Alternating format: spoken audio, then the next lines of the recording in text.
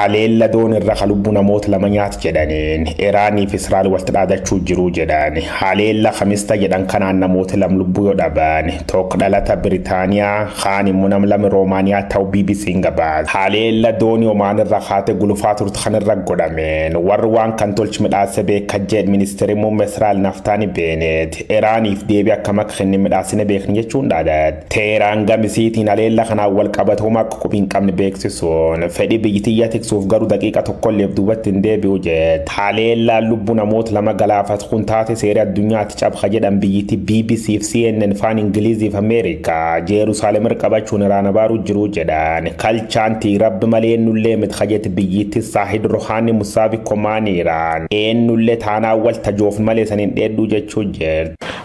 Heartbreak in the upper ranks of the Iranian military. America Frankara iluma farraba Iran American barkudan sagal shantami sadi fonqolch mootummaa biyyisii irra godhame Washington harka keessa qabdi jechuun koomad American immoo barattoota Iran imbaasii teenta Teheraan targamcha caacabsite lamiilee teengaar galchiti jechuun qubitti qabdi womtaateef biyyiti Joseph Robinette Biden the Junior if Hassan Rouhani America Iran agil walti didimeessuun jala fabdeeniin gubbaa immoo nuclear if missile wal qoqqoraasu khajeelanis bubbulu isaanii dubbata akken war faranjoota barkudan sagal saddeettamas biyyiti tullamaan naga bulte naga walte waliin injeen imbaasi wal keessatti jaarrachuu dhiisi dippiloomaasii wamaallee waltiin qaban kanaaf Iraan Paakistaan gulaan Ameerikaan immoo Switzerland gulaa yoloon irra badan faallee walii barbaadu Ameerikaan akkuma Kooriyaa kaaba Iraan meeshaa waraana gugurdaa misaayilii fi nuukileerii fayyadannaan addunyaa balleessuu dandeetti jettee waa yaaddoof qawwee kachiisuu barbaadu biyyittii Ayatollah Iraan immoo badde dhabamte malee wal qoofisa akkanatan hin fudhaatu. For many years, Iran has defined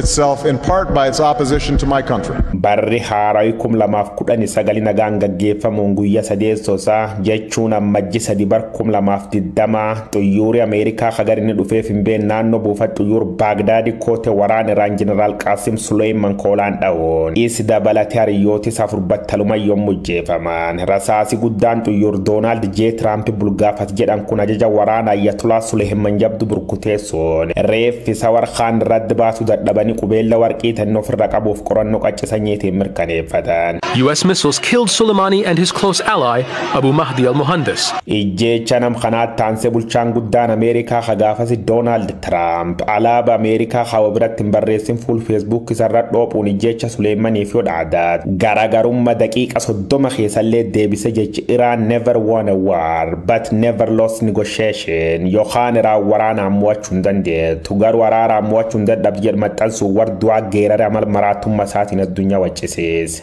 Ameerikaa yaayyuu nurra dadhaban badii goosa barra raawwatteef bultii dhiyoo keessa dhiibatteetti dhalti jechuun Iraan deebi'a tattama kennee. The cruelest people on earth assassinated the honorable commander who courageously fought for years against the evils and bandits of the world. Al kana waraan Iraaniif Ameerikaa ka Baagdaaditti xiyyeeffatan fuul miidiyaa hawaasa irratti itti fufee ooluun Iraan illeen tarkaafii weebsaayitoota Ameerikaa cabsuun itti xiyyeeffateen kompiitaroota dhugu qullabaafte Tiraamp ammallee dhaaduu Facebook fi Twitteraatiin lafoowwisuun miidiyaa hawaasa geerarsaan guutan Tiraamp ammaan tayyaayyuu barcuma irra darbatan ittaanaan isa hadhuuf Joe Biden illeen biyya Ayatollah Khamenei waan gad lakkisin fakkaatu gabaasaan dhimma nageenya BBC World News Frank Gardner akka jedhu ijjeefamuun namoota kana Israa'el fi Iraan jidduu muddamsuu Ameerikaa fi Biritaaniyaa fa biratti mu'aariimu akka nool Daily Mail balbaloomse haleellaan kun Iraan raawwatamu saragaaletti yookaan jaajjuusa qabna jedhe ministeerri muummee Israa'el hadhiyootan Netanyahu irra baalli fudhate hawaasi addunyaa Iraan balleessa cima raawwachuusiif godhuu waamichi dhiyeessuu qab jechuun miidiyaatti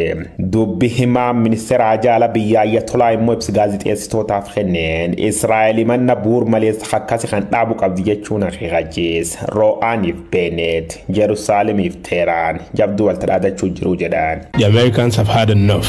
It was time to take out Qasem Soleimani and damn the consequences.